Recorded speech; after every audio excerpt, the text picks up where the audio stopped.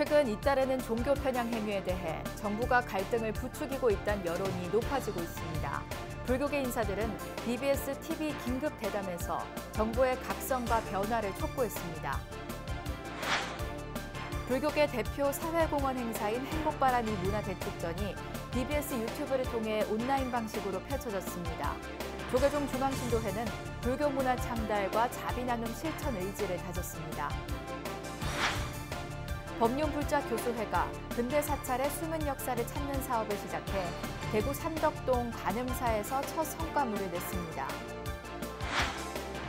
불교국가 미얀마의 평화를 발언하고 국내 거주 미얀마인들을 위로하는 송년법회가 조계종 전국비구니회 법룡사에서 공인됐습니다. 동국대 일산병원이 최첨단 로봇 수술기를 도입했습니다. 본격적인 로봇 수술센터 운영으로 상급 종합병원에 한 발짝 다가섰습니다. 여러분 안녕하십니까? 12월 13일 월요일 BBS 뉴스입니다. 문체부 캐럴 활성화 캠페인, 정청래 의원 불교 폄훼 발언 등 공공영역에 잇따른 종교 편향 행위에 대해 정부가 갈등을 부추기고 있다는 여론이 높아지고 있습니다. 반복되는 종교 편향 원인과 대책은이란 주제로 BBS 불교방송이 마련한 긴급 대담에서도 전문가들은 정부의 각성과 변화를 촉구했습니다. 류기환 기자입니다. 끊이지 않고 이어지는 정부와 공공기관의 종교 편향에 불교계는 더 이상 지켜볼 수 없는 수준이라고 판단했습니다. 이에 BBS TV는 일련의 종교 편향 사태를 짚어보며 대책을 논의하는 긴급 대담을 마련했습니다. 토론자들은 문화체육관광부의 캐럴 활성화 캠페인과 관련해 정부가 종교 간 갈등을 조장하는 대표적 사례라고 입을 모았습니다. 문화체육관광부가 주도적으로, 선도적으로 각 종교 간에, 기독교와 불교 간에 이 갈등을 심지어 거의 다툼까지도 조장하는 그런 형태의 지금 문제가 일어나고 있습니다. 헌법상 정교분리 원칙에 위배되고 종교 선택의 자유를 침해하는 데 재정 지원이 이뤄진 그릇된 정책이라고 한 목소리로 비판했습니다. 그래서 우리나라 헌법이 지금 취하고 있는 게 정교분리 원칙이면서 동시에 모든 국민의 종교의 자유는 허용을 한단 말이에요. 특별한 혜택을 주거나 재정적 지원을 해서는 안 되는 거거든요. 불교계가 괜한 시비를 걸고 때를 쓰는 집단으로 비춰지게끔 유도하는 것을 경계해야 한다는 우려도 나왔습니다. 불교계는 다른 국민들한테 때나 쓰는 집단, 종교 평화를 바라지 않고 다른 종교의 문제를 말하자면 시비 거는 집단 이런 식으로 해서 범기독교계와 불교계를 이렇게 분리하는 문화재구역 입장료 징수를 봉익임선달에 비유한 정청래 더불어민주당 의원 발언 사태는 문화재 보호 정책과 불교계의 노력을 전혀 이해하지 못한 무지에서 비롯된 것으로 분석됐습니다. 또 훌륭한 문화재를 보존하고 있다면 그 가치 이면에는 불교와 스님들의 고생과 의무가 뒷받침되고 있다는 사실을 근원적으로 이해를 시켜야 되는데 천지남과 주어사를 두고 불교 역사를 지으면서 천주교 성지화 작업이 벌어지는 데 대해선 원형 복원을 통해 역사를 바로잡고 불교 위상을 되찾아야 한다는 주장이 나왔습니다. 남한산성과 북한산성은 좀 늦게 쌓지만 둘 다 스님들이 쌓고 스님들이 지었고 그 내부에 다 팔도 사찰이 있었어요. 각 350여 명 정도의 의승군이 지켜주지 않으면 수도 서울 한양을 지킬 수가 없었던 것이에요. 그래서 토론자들은 공직자들이 개인 신앙과 정책 판단을 엄격히 구분해야 하고 불교계는 종단 구분을 넘어 종교 편향 문제에 강력 대응해야 한다고 지적했습니다.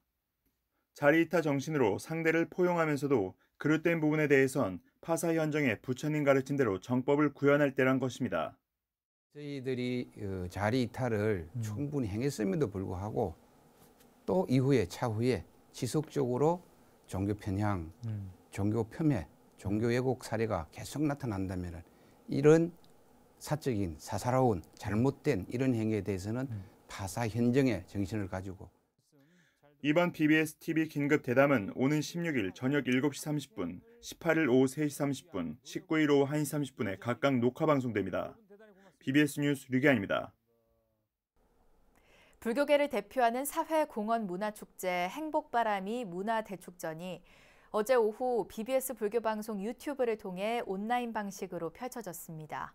조계종 중앙신도회 부설 날마다 좋은 날이 주최한 행복바람이 문화대축전 1부에선 지금의 위기를 극복하자는 메시지를 담은 샌드아트를 선보인 데 이어 조계종 총무원장 원행스님과 포교원장 범해스님, 이원우 국회 정각회장, 손병선 한국사회평화협의회 이사장의 영상 인사가 이어졌습니다. 초심을 잃지 않고 새로운 시도로 늘 발전하는 행복바람이가 되기를 바랍니다.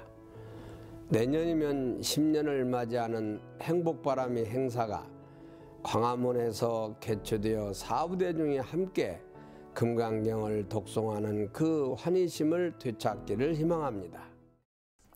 행복바람이 2부에선 조계종 전국 교구 차원의 지역문화제가 펼쳐져 거리 모금과 불교 전통 탁발, 소을소리단과 타 그룹팀의 야단법석 공연, 방우정 교수의 힐링 토크 콘서트 등이 흥겨움을 더했습니다. 행복바람이 측은 올해 11개 지역 행사에서 모금된 기부금 5천만 원을 내년 2월까지 지역 내 어려운 이웃들에게 전할 예정입니다. 중앙신도회장인 주윤식 날마다 좋은 날 이사장은 불교 문화 창달과 자비 나눔 실천을 함께하는 행복바람이 문화행사가 우리 사회의 낮은 곳을 환하게 비출 것이라고 말했습니다. 우리나라 국민이 가장 많이 믿는 종교는 개신교와 불교, 천주교 순이며 종교 인구의 절반가량은 한 달에 한 번 미만으로 종교 활동에 참여하는 걸로 나타났습니다. 여론조사 전문기관인 한국리서치가 지난달 26일부터 29일까지 전국 18세 이상 남녀 1000명을 대상으로 설문조사한 결과와 올 들어 23차례 종교인구 비율 등을 종합적으로 조사한 결과를 발표했습니다. 종교인구 비율은 개신교가 20%, 불교 17%, 천주교 11%로 나타났고 50대 연령에서 믿는 종교가 없다는 응답이 지난 2018년 40%에서 올해 46%로 높아졌습니다. 개신교 신자 가운데 51%는 종교 활동에 매주 참여하는 반면 불교 신자는 월 1회 이상 참여한다는 응답도 25%에 그쳐 가장 소극적인 걸로 조사됐습니다. 이번 조사는 휴대전화 문자와 이메일을 통한 웹 조사 방식으로 진행됐고 응답률은 요청 대비 13.4%, 표본 오차 95%, 신뢰 수준은 플러스 마이너스 3.1%포인트입니다. 전통 사찰뿐 아니라 근대에 세워진 도심 사찰들도 다양한 역사와 문화를 간직한 곳이 많은데요. 법륜불자 교수회가 근대 사찰의 숨은 역사를 찾는 사업을 시작해 대구 삼덕동 관음사에서 첫 성과물을 냈습니다. 대구 BBS 박명한 기자입니다. 대구에 남아있는 유일한 일본 건축 양식의 사찰인 삼덕동 관음사. 법륜불자 교수회는 지난 1년 동안 관음사의 역사와 문화를 발굴하고 정리하는 연구 용역을 진행하고 중간 결과 발표를 통해 첫 성과물을 내놓았습니다.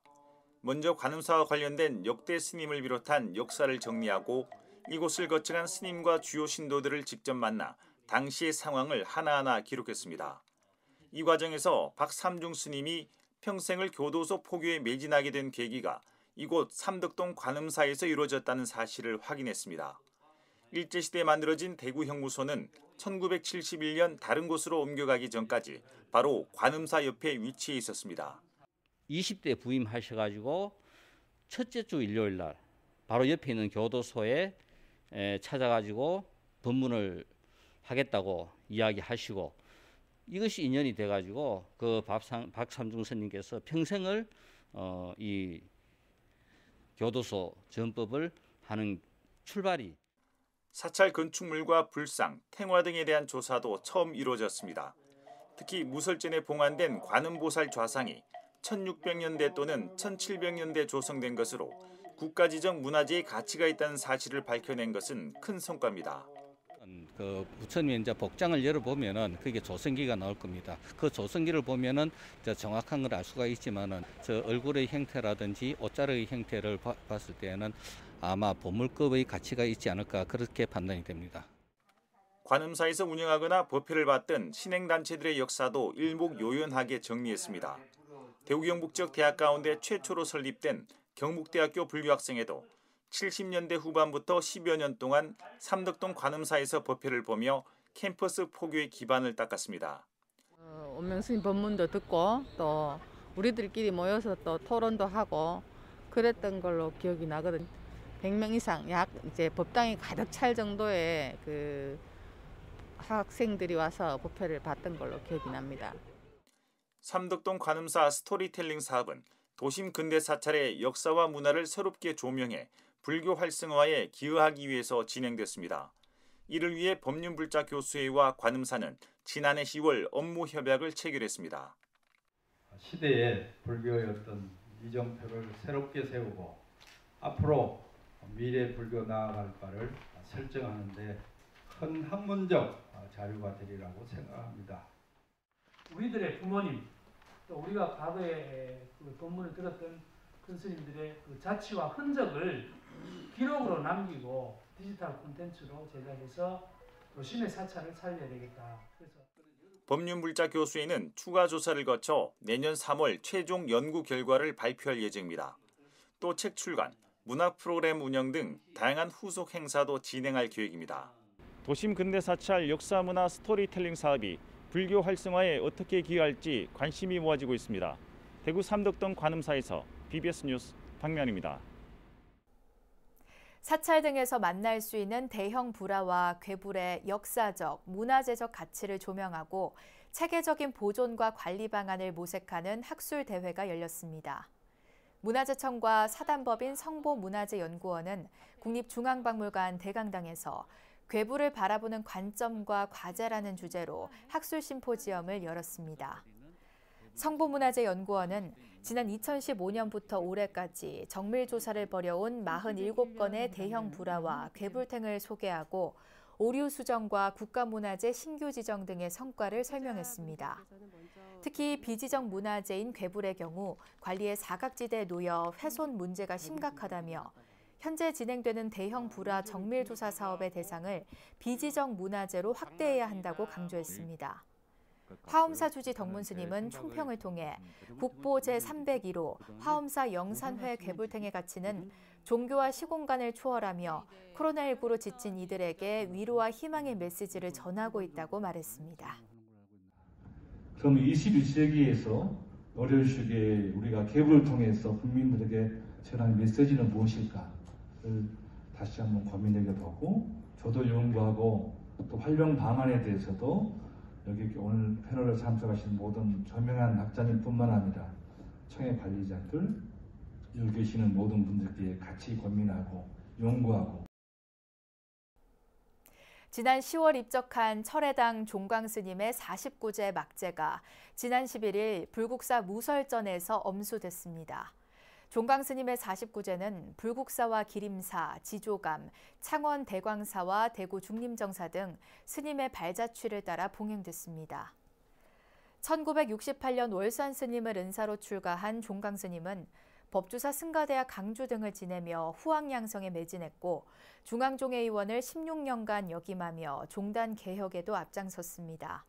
종광스님은 기림사 지조감에 주석하며 교학 발전과 지역 포교에 힘써오던 중 지난 10월 24일 원적에 들었습니다. 군부 쿠데타 이후 혼란이 계속되고 있는 불교 국가 미얀마의 평화를 발언하고 한국에 거주하는 미얀마인들을 위로하는 송년 법회가 열렸습니다. 조계종 전국 비구니회가 마련한 법회에서 스님들은 앞으로도 미얀마인들의 어려움을 함께 나누겠다며 위로와 격려를 전했습니다. 유상석 기자가 현장을 취재했습니다. 대학생과 직장인 등 우리나라에 머물고 있는 미얀마인들이 서울 수서동 전국 비구니회관 법룡사 대법당에 모였습니다. 부처님 전에 절을 올리고 군부 쿠데타로 고통받고 있는 조국 미얀마를 위한 발언문을 낭독합니다.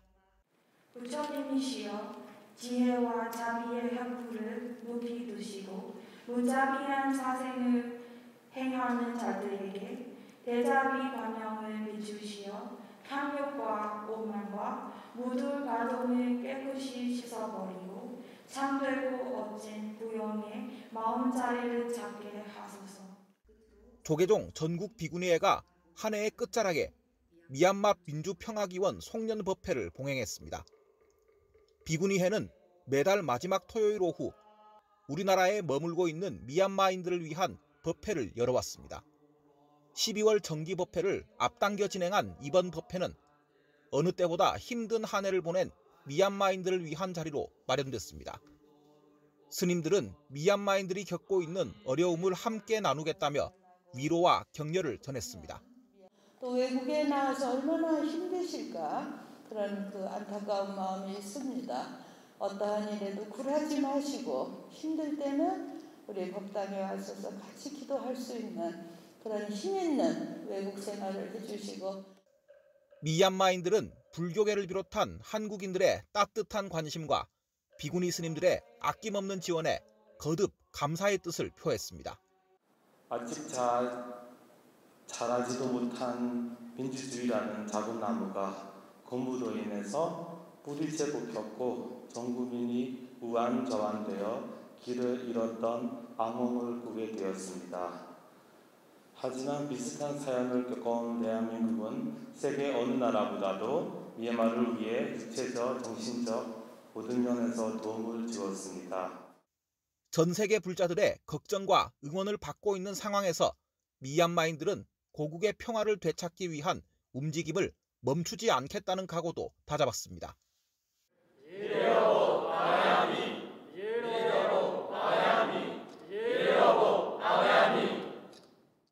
비구니회는 내년에도 미얀마 현지에 의약품과 보건용품을 보내고 우리나라에 체류 중인 미얀마 학생들에게 장학금 지급 방안을 검토하는 등 이들을 물심양면으로 아낌없이 지원해 나간다는 방침입니다.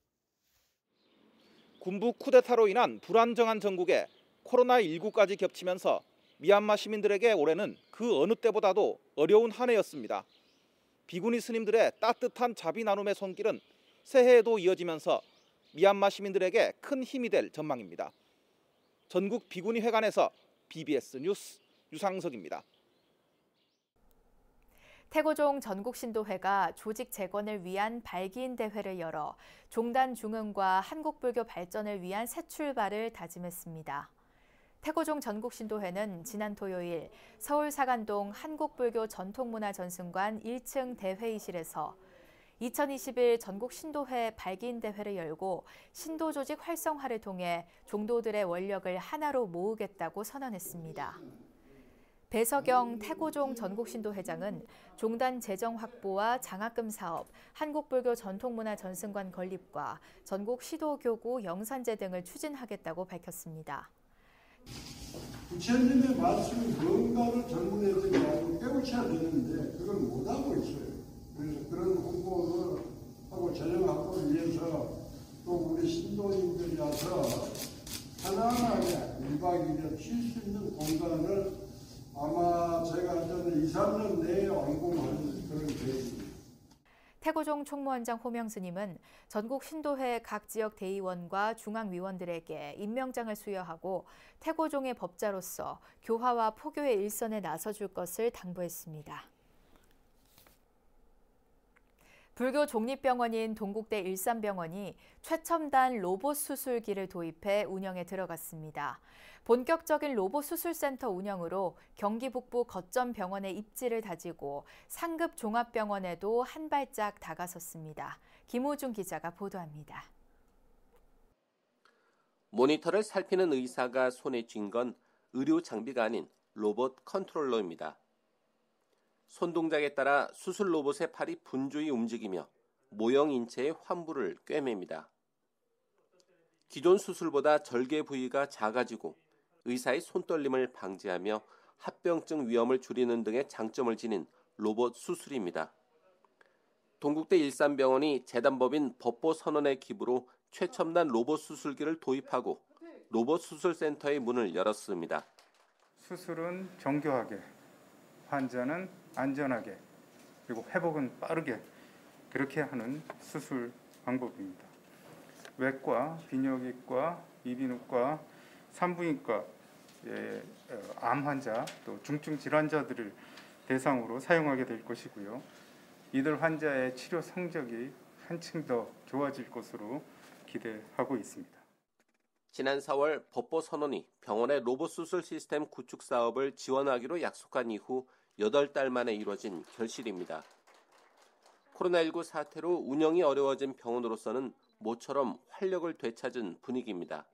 많은 환자분들, 특히 스님들과 불자 환자분들에게 큰 도움이 되어 건강을 되찾기를 바라며 많은 분들의 관심 이상의 성과를 이룰 수 있었으면 좋겠습니다. 로봇 수술은 의료진의 피로도를 줄여주고 위험 부담을 덜어주다 보니 우수한 의료진 양성에도 적지 않은 도움을 줍니다. 그동안 전공의 지원이 없던 비뇨기과하고 또 외과에 지원을 오바로 지원해가지고 더 많이 지원해가지고 저희들도 깜짝 놀랐는데 이게 다 로봇 기계가 들어온다는 좋은 소식에 오는 14일 전립선 환자에 대한 첫 수술을 시작으로 1년 안에 300례 이상 수술이 목표입니다. 비뇨기과에서 이제 전립선 수술 같은 경우, 그다음에 이제 외과에서는 뭐 위 수술, 그리고 이제 갑상선 수술 같은 경우, 그리고 이제 산부인과에서는 자궁근종에 대한 수술을 굉장히 많이 하고 있습니다. 그리고 이제 이비인후과 같은 경우에서는 구강에 굉장히 접근이 어려운 그런 위치에서 뭔가 병변이 생겼을 때 그런 것을 수술하는데 굉장히 도움이 많이 될 것 같습니다. 다빈치 XI 도입으로 동국대 일산병원은 경기 북부 지역뿐 아니라 은평구 같은 서울 서북부 지역에도 최첨단 의료 서비스를 제공해 상급 종합병원으로의 도약이 기대됩니다. BBS 뉴스 김호준입니다. 동국대 인도철학과 동문 40여 명이 동국대 정각원에서 모임을 갖고 조계종 군종교구장 선일 스님을 초대 회장으로 동문회를 결성했습니다.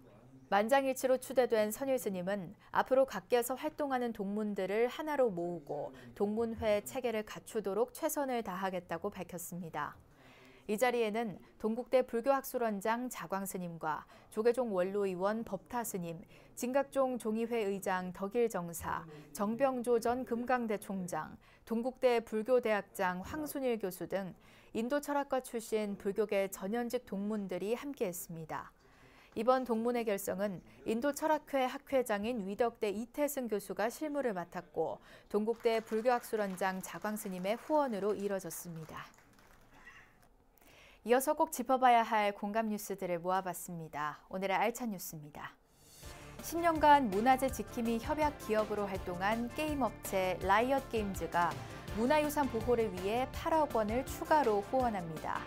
문화재청은 라이엇 게임즈와 국외 문화재 보호 등을 위한 후원 약정을 체결했는데 라이엇 게임즈는 2012년부터 지난해까지 문화재 보호를 위해 70억 원을 후원했고 이 후원금을 통해 조선시대 불화, 석가삼존도 등이 외국에서 돌아왔습니다.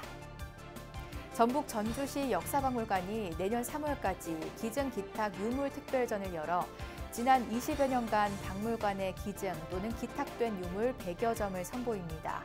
고종 황제의 딸인 이문용 여사 친필 병풍과 전북도 무형문화재 침선장 22호, 고 박혜순 선생의 공중복식 재현작 등을 만날 수 있습니다.